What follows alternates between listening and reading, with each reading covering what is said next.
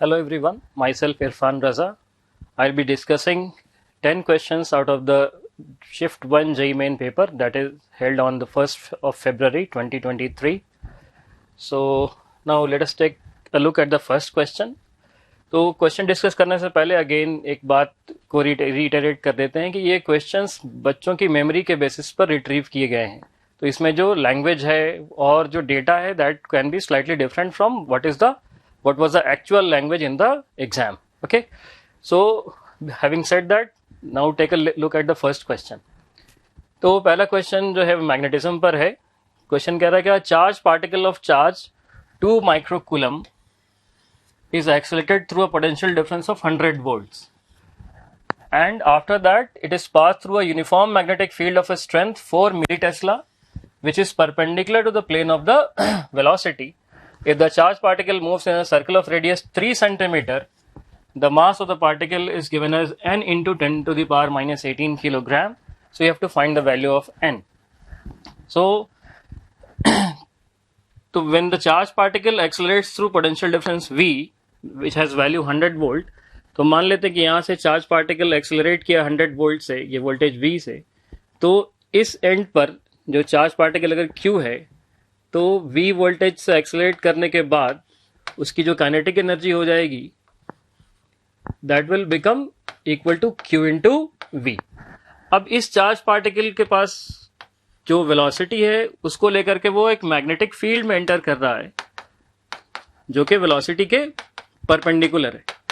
तो वो एक सर्कल ट्रेस करता है. इसके बाद तो जो सर्कल ट्रेस कर रहा है उसका रेडियस जो है वो गिवन है. Radius is given as 3 centimetre.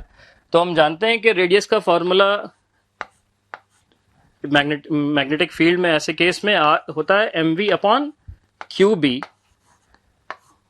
और इस mv को अगर हम चाहें तो काइनेटिक एनर्जी के फॉर्म में लिख सकते हैं 2 mass of the charge particle into kinetic energy.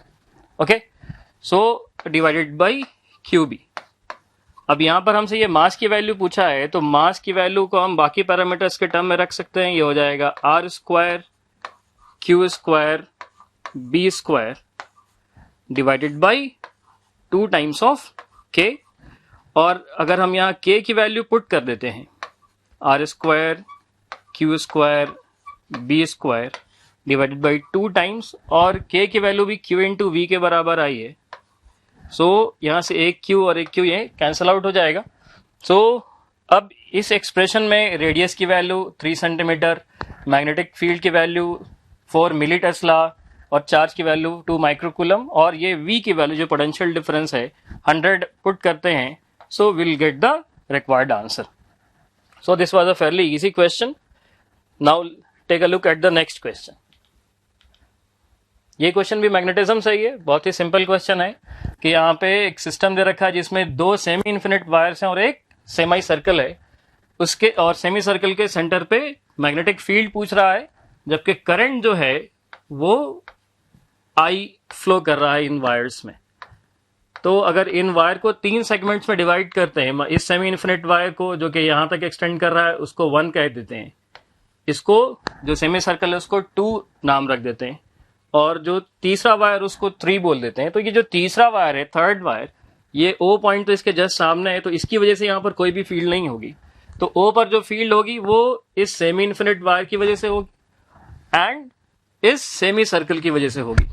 तो सेमी इन्फिनिट वायर का जो कंट्रीब्यूशन होगा, यहां से ये दूरी R है, तो सेमी इन्फिनिट वायर के लिए जो कंट्रीब्यूशन होगा that is will be half of the contribution of an infinite wire. तो इन्फिनिट वायर की वजह से mu naught I by 2 pi R होता है, तो ये हाफ हो आर के बराबर हो जाएगा. ओके, उसके बाद जो सेमी सर्कल है उसका जो कंट्रीब्यूशन होगा that is mu naught I by 2 R पूरे सर्कल का होता है. तो सेमी सर्कल है तो ये mu naught I divided by 4 R के बराबर हो जाएगा. अब यहां पर ये दोनों का सेंस अगर हम चेक करते हैं तो राइट हैंड थंब रूल के हिसाब से जो सेमी इन्फिनिट वायर है वो भी बाहर की तरफ जो है मैग्नेटिक फील्ड दे रहा है, और रिंग के में जो करंट है उस सेंस में अगर हम अपने हाथ को कर्ल करते हैं तो वो भी मैग्नेटिक फील्ड बाहर की तरफ ही आ रहा है. इसका मतलब ये दोनों फील्ड्स आपस में ऐड किए जाएंगे, दोनों का सेंस एक ही डायरेक्शन में. तो ये इसके बेसिस पर अगर हम देखते हैं तो थर्ड ऑप्शन यहाँ से मैच कर रहा है। अगर हम यहाँ से mu naught I by 4 pi R common ले लें, mu naught I upon 4 pi R common ले लेते हैं, तो यहाँ पे तो 1 बचेगा, बट यहाँ पर नीचे पाई नहीं है, तो न्यूमरेटर में एक पाई हमें यहाँ पर ऐड करना पड़ेगा। ठीक है, so third option will be the correct answer. तो अगला सवाल देखते हैं। ये सवाल मॉडर्न फिजिक्स से है, डी ब्रॉगली वेवलेंथ। सवाल में कह रहा है कि एक प्रोटॉन है और एक अल्फा पार्टिकल है, दोनों का डी ब्रॉगली वेवलेंथ जो है वो क्या है, वो सेम है। दैट मीन्स कि अगर अल्फा पार्टिकल है तो इसका मास हम 4m ले सकते हैं, अगर प्रोटॉन का मास m कंसिडर करें तो de Broglie wavelength alpha particle के लिए क्या होगा, h upon mass of alpha particle is 4m into speed of alpha particle. और यही प्रोटॉन के लिए अगर डी ब्रॉगली वेवलेंथ लिखते हैं तो this is h upon mass m लेंगे, और स्पीड जो प्रोटॉन का स्पीड है तो वो दे रखा है, दैट इज c/10, c/10। तो यहां से हम देख सकते हैं कि v की वैल्यू जो हमको मिलेगी, v की वैल्यू मिलेगी हमको, v will be equal to c upon 40। Okay, so अब इसके बाद ये v हमें मिल गया है। अब हमें पूछ रहा है इस सवाल में कि दोनों का जो काइनेटिक एनर्जी है प्रोटॉन का और अल्फा पार्टिकल का, उसका रेशियो कितना आएगा। तो kinetic energy of proton by kinetic energy of alpha particle अगर लिखें तो ये half m into speed of proton which is c/10, c/10 का square, and half alpha particle का जो मास है वो 4m है, और ये स्पीड c अपॉन 40, इसका होल स्क्वायर करते हैं तो यहां से 1 अपॉन 16 आएगा। अगर यहाँ ये 10 की पावर 2 कैंसिल करें तो ये 4 वहां से कैंसिल आउट करके ये रेशियो 4:1 के बराबर मिल जाएगा। तो third option will be the correct answer for this question. So अगला क्वेश्चन देखते हैं। ये सिंपल हार्मोनिक मोशन का एक सिंपल क्वेश्चन है कि a particle is performing SHM about origin with amplitude 3 centimetre. Mean position दिया हुआ है जो कि ओरिजिन है, और एम्पलीट्यूड दिया हुआ है जो 3 सेंटीमीटर है। अब यहां पूछ रहा है कि find the value of displacement from mean position where kinetic energy is 25% more than the potential energy of the system. यानी ये दे रखा है कि काइनेटिक एनर्जी जो है, kinetic energy of system is 25% more then potential energy, that means 1.25 times potential energy. अब अगर हम लोग बात करें कि SHM में अगर मीन पोजीशन 0 पर है तो अगर पोजीशन x पर जो पोटेंशियल एनर्जी होती है u, उसको हम लोग लिख सकते हैं हाफ kx², तो और टोटल एनर्जी जो है वो हाफ ka² होती है। तो यहां से हम काइनेटिक एनर्जी को लिख सकते हैं half of k into a² minus x², total energy और पोटेंशियल एनर्जी का डिफरेंस होगा, and this is equal to 1.25 times the potential energy जो कि हाफ kx²। अब यहां से हम x की वैल्यू कैलकुलेट करेंगे, so will get the x equal to 2। Okay, so now let us take a look at the fifth question. ये question कह रहा है कि this is a 5 kg block which is at horizontal surface. तो कोई block है जिसका के मास 5 किलोग्राम दिया हुआ है और ये अभी रेस्ट में है। एक 30 न्यूटन का force, a force of 30 Newton starts acting on it horizontally and in 10 seconds its displacement is found to be 50 metre. तो इस पर मान लेते हैं t बराबर 0 पर एक 30 न्यूटन का फोर्स जो है वो एक्ट करना स्टार्ट करता है, जिसकी वजह से 10 सेकंड में इसका डिस्प्लेसमेंट 50 मीटर हो रहा है। तो यहां से हम ये इस इंफॉर्मेशन से एक्सेलरेशन की जो वैल्यू है वो फाइंड आउट कर सकते हैं, क्योंकि इनिशियल वेलोसिटी 0 है तो displacement is equal to u into t plus half of acceleration into time का स्क्वायर। इस इक्वेशन को अगर यूज करते हैं तो इनिशियल वेलोसिटी तो 0 थी तो इसे 0 पुट कर देते हैं। डिस्प्लेसमेंट 50 मीटर दिया हुआ है, 50 is equal to half of a और टाइम जो है वो 10 सेकेंड है तो 10 का स्क्वायर। सो यहां से हमको मिल जाएगा कि एक्सेलरेशन की वैल्यू जो है that is equal to 1 metre per second square. अब ये एक्सेलरेशन अगर ये ऐसे ही अगर हम डायग्राम देख के एज्यूम करें कि एक्सेलरेशन तो 30 न्यूटन के हिसाब से 30/5 होना चाहिए और एक्सेलरेशन से कम है, तो ऑब्वियसली यहाँ पे फ्रिक्शन मौजूद है। और क्वेश्चन में भी उसी के बारे में पूछा हुआ है कि find the coefficient of friction between the block and the surface. तो ये ब्लॉक मूव कर रहा है तो ऑफ कोर्स यहाँ पे काइनेटिक फ्रिक्शन का फोर्स लग रहा होगा एफ के। तो ये जो यहाँ पे जो नॉर्मल फोर्स आएगा ऊपर की तरफ that will be equal to the weight of the block 50 newton. तो एन की वैल्यू जो है यहाँ पर 50 आ गई। तो एफ के की जो वैल्यू होगी that is equal to mu k into N, और यही म्यू की वैल्यू जो यहाँ पर पूछ रहा है। तो न्यूटन्स लॉ अप्लाई करते हैं, उसके हिसाब से एक्सेलरेशन और फोर्सेस के बीच में रिलेशन आएगा। आगे की तरफ 30 न्यूटन का फोर्स लग रहा है तो 30 माइनस पीछे काइनेटिक फ्रिक्शन का फोर्स म्यू इंटू 50, नॉर्मल की वैल्यू 50 है, and this is equal to mass into acceleration, mass 5 हो और एक्सेलरेशन 1 आया है। तो यहां से हमें दिख रहा है कि ये म्यू की वैल्यू जो आ जाती है वो आ जाती है 25 divided by 50 which is equal to 0.5. So answer will be 0.5, the coefficient of friction. अगला सवाल देखते हैं, 6th क्वेश्चन। अब ये एक बहुत ही सिंपल सवाल है कंडक्टर से रिलेटेड। तो सॉरी, ये नॉन कंडक्टिंग शीट है। Two non-conducting sheets having charge density sigma on each plate are shown in figure. Sheets are parallel to YZ plane. तो यहां पर दो नॉन कंडक्टिंग शीट है ना। गलती से शुरू में मैंने इसको कंडक्टर बोल दिया था, बट ये एक नॉन कंडक्टिंग शीट है। कंडक्टर और नॉन कंडक्टर होने में 2 के फैक्टर से आंसर में चेंज आ जाता है। तो ये दो नॉन कंडक्टिंग शीट है, दोनों पे जो चार्ज डेंसिटी है वो क्या है, वो सेम है। तो 0.1 पर, 0.2 पर और 0.3 पर जो इलेक्ट्रिक फील्ड होगी वो क्या होगी। तो ये तो क्लियरली लिख रहा है कि सिमेट्री से कि ये चार्ज डेंसिटी दोनों सेम है। तो 0.2 पर तो फील्ड जो है वो 0 होगी। तो ए बी सी तीनों ऑप्शन में 0.2 पर फील्ड 0 भी रखा है।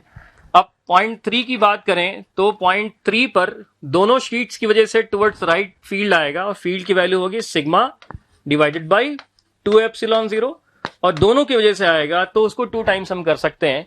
तो 2 इंटू सिग्मा बाई 2 एप्सिलॉन 0। तो यहां पर 0.3 है, इस पर फील्ड पॉजिटिव आई कैप में आएगी और वैल्यू होगी सिग्मा बाई एप्सिलॉन 0। ओके। और 0.1 पर अगर देखते हैं तो 0.1 पर क्या है, 0.1 पर जो फील्ड है दोनों ही शीट्स की वजह से किधर आएगी, टुवर्ड्स लेफ्ट आएगी। तो और कंट्रीब्यूशन अगेन दोनों का sigma by 2 epsilon 0 sigma by 2 epsilon 0 होगा। तो उसके हिसाब से अगर हम देखते हैं तो यहाँ पे जो डायरेक्शन आएगा फील्ड का वो आएगा माइनस आई कैप में, और वैल्यू जो आएगी वो सिग्मा बाई एप्सिलॉन 0 आएगी। सो उस हिसाब से जो फर्स्ट ऑप्शन है वो करेक्ट आंसर है। अगला क्वेश्चन देखते हैं। अब यहां पर कह रहा है कि there are 2 identical charge particles placed at distance 2a from each other. दो चार्ज पार्टिकल्स हैं, मान लो कैपिटल क्यू, दो आइडेंटिकल चार्ज पार्टिकल्स हैं और उनके बीच में सेपरेशन जो है वो 2a है। इनके परपेंडिकुलर बाइसेक्टर पे एक तीसरा चार्ज कहीं रखा हुआ है। पूछ रहा है कि ये जो दूरी है इसका मिड पॉइंट परपेंडिकुलर बाइसेक्टर पे ये जो लोकेशन x है, इस x की क्या वैल्यू होगी जिस पर इस x की वैल्यू जिस पर फील्ड मैक्सिमम है, यानी जहां जो पार्टिकल रखेंगे तो फोर्स मैक्सिमम आएगा, वो value a by root x है। सो यहां पर क्वेश्चन में x लिख रखा है तो इसको अपन कुछ y दूरी अज्यूम कर लेते हैं ताकि कंफ्यूजन क्रिएट ना हो। तो ये y दूरी पर ये कौन सी दूरी हो जिसके लिए फील्ड मैक्सिमम आएगा, वो दूरी a बाई रूट एक्स है। तो x की वैल्यू क्या आएगी। तो यहां पर अगर हम कैलकुलेट करेंगे तो ये एक स्टैंडर्ड क्वेश्चन है जिसमें जो फॉर्मूला निकल कर आता है वो रिंग के फील्ड के जैसा आता है। तो अगर हम यहां पर देखें तो इस कैपिटल क्यू की वजह से इस पर एक फोर्स आएगा F, इस कैपिटल क्यू की वजह से इस पर एक फोर्स आएगा F, और अगर ये इस एंगल को थीटा बोलते हैं तो ये एंगल भी थीटा होगा। तो इस तरफ जो टोटल फोर्स आएगा ये 2F cos थीटा के बराबर आ जाएगा, क्योंकि थीटा ये एंगल है तो थीटा इधर का कंट्रीब्यूशन, F cos थीटा इधर का कंट्रीब्यूशन आएगा। तो टोटल फोर्स हो गया y डायरेक्शन में ऊपर की तरफ, ये हो गया 2 times of F cos theta. तो f की अगर हम बात करें तो f की वैल्यू क्या होगी, तो ये दूरी यहां से यहां तक a हो रही है, ये y है, तो ये वाला साइड हो जाएगा तुम्हारा a square plus y square. तो f की वैल्यू हो जा रही है तुम्हारी 2kq, ये तो चार्ज का प्रोडक्ट हो गया, दूरी root under a square plus y square है, तो दूरी a square plus y square है, तो उसके रूट का स्क्वायर करेंगे तो a square plus y square के रूट का स्क्वायर, ये रूट रिमूव हो जाएगा, और cos थीटा की वैल्यू अगर लिखते हैं तो cos theta will become as a divided by square root of, sorry, cos theta will be y divided by square root of a square plus y square. तो ये जो फोर्स का expression हमको मिलता है ये आ जाता है 2 times of k q q y divided by a square plus y square to the power 3/2। ये वही एक्सप्रेशन है जो एक रिंग के इलेक्ट्रिक फील्ड के लिए भी आता है। रिंग के अगर एक्सिस पर अगर यहाँ पे y दूरी पर अगर इलेक्ट्रिक फील्ड निकालते हैं तो उसमें भी सेम एक्सप्रेशन आएगा, बस वहां पे ये 2 नहीं आएगा, और रिंग पे अगर चार्ज q है तो k q into y divide by a square plus y square की पावर 3/2 ये एक्सप्रेशन आता है। और इसको अगर हम मैक्सिमाइज करते हैं तो ये y की वैल्यू जो है, y की वैल्यू हमें मिलती है a by root 2 maximum field के लिए, और कोई चार्ज रखेंगे तो मैक्सिमम फोर्स के लिए। तो ये एक स्टैंडर्ड रिजल्ट है जो आमतौर पे स्टूडेंट्स को याद भी रहता है। तो बेस्ड ऑन दैट ऐसा फंक्शन जब भी हमको दिखे तो हम ये डिड्यूस कर सकते हैं कि ये वाई स्क्वायर प्लस ए स्क्वायर की पावर 3/2 है और ऊपर y है, यानी वही सेम वेरिएबल है, तो फंक्शन a बाई रूट 2 पर मैक्सिमम होगा। तो इस हिसाब से ये x की वैल्यू जो है यहाँ पर 2 हो जाएगी, है ना। 8वां क्वेश्चन देखते हैं। अब ये क्वेश्चन ग्रेविटेशन से है, एस्केप वेलोसिटी से रिलेटेड। तो एस्केप वेलोसिटी का फॉर्मूला हम जानते हैं कि एस्केप वेलोसिटी का फॉर्मूला होता है किसी भी प्लैनेट पर से जो एस्केप वेलोसिटी है वो under root 2g mass of planet और divided by radius of planet होता है। अब यहाँ क्वेश्चन में कह रहा है कि consider a planet whose mass is 1/9 of mass of Earth and radius of planet is half of the radius of Earth. If escape speed on the surface of the planet is ve times root x by 3, where ve is the escape speed on Earth's surface, then choose the correct value of x. So, अब यहाँ पर अर्थ पर जो escape speed है इसका मतलब velocity of escape on Earth surface, इसको हम ऐसा लिख सकते हैं root under 2g mass of Earth divided by radius of Earth। अब जो क्वेश्चन में इंफॉर्मेशन दिया है उसको हम यहाँ इस प्लैनेट के लिए जो है वो पुट करते हैं। तो 2g mass of planet is mass of earth divided by 9 and radius of planet is given as half of radius of अर्थ। तो this is 1/2 times radius of अर्थ। तो यहां पे अगर हम देखें so what do we get, we get 4 times g me divided by 9 times of re square root.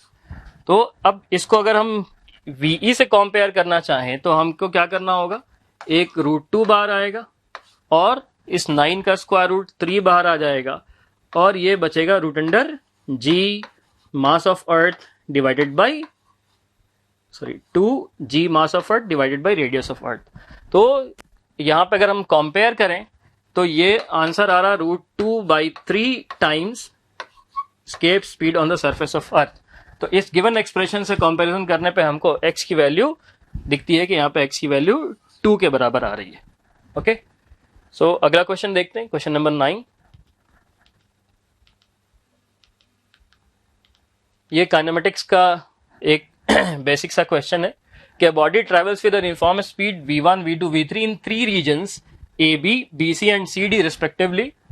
अगर AB बराबर AC है and AD is 3 times AB, the average speed for the complete motion is, है ना। 4 options यहाँ पर दे रखे हैं।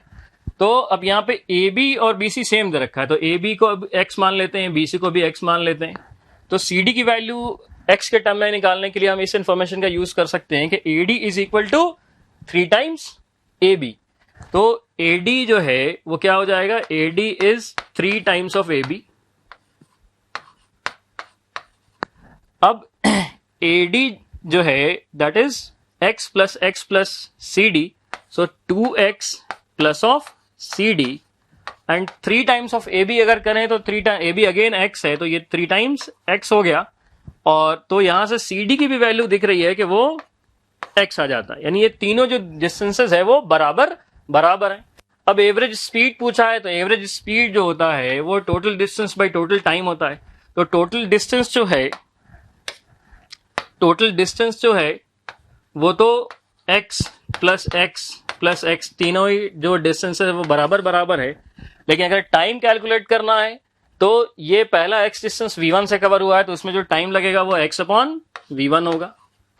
जो दूसरा x है वो v2 से कवर हुआ है, और जो तीसरा x है वो v3 से कवर हुआ है, तो उसमें टाइम x अपॉन v3 होगा, दूसरे में x अपॉन v2 होगा। तो यहाँ पे ये जो x है ये कैंसल आउट हो जाएगा, तो आंसर जो है वो 3 times v1 v2 v3 by v1 v2 plus v2 v3 plus v3 v1 के बराबर आ जाएगा। तो फर्स्ट ऑप्शन जो है वो यहाँ पर करेक्ट आंसर है। अब 10th क्वेश्चन की तरफ चलते हैं। ये वेव ऑन अ स्ट्रिंग का एक फॉर्मूला बेस्ड क्वेश्चन है कि the tension in the string of linear mass density 7 into 10 to the power -3 kilogram per metre is 70 Newton. तो speed of wave on string पूछ रहा है, वो इस फॉर्म में दिया हुआ है, हमें यहाँ x की वैल्यू बतानी है। तो अब speed of wave on a string जो है उसका फॉर्मूला ये √T अपॉन म्यू होता है।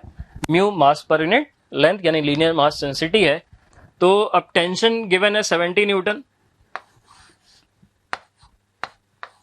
और मास पर यूनिट लेंथ यहां पे दिया हुआ है 7 into 10 to the power -3 kilogram per metre में दिया हुआ है। One has to be careful with the units. Unit जो है यहाँ पर सही है तो वही ले लेंगे, लेकिन अगर मान लीजिए ग्राम पर सेंटीमीटर में दिया होता तो उसको हमको SI सिस्टम में कन्वर्ट करना पड़ेगा।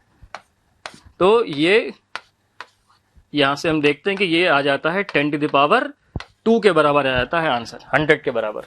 तो यहाँ पे दिया हुआ है x into 10 to the power 2 metre पर सेकेंड, तो ये x की वैल्यू इसके हिसाब से 1 हो जाएगी। सो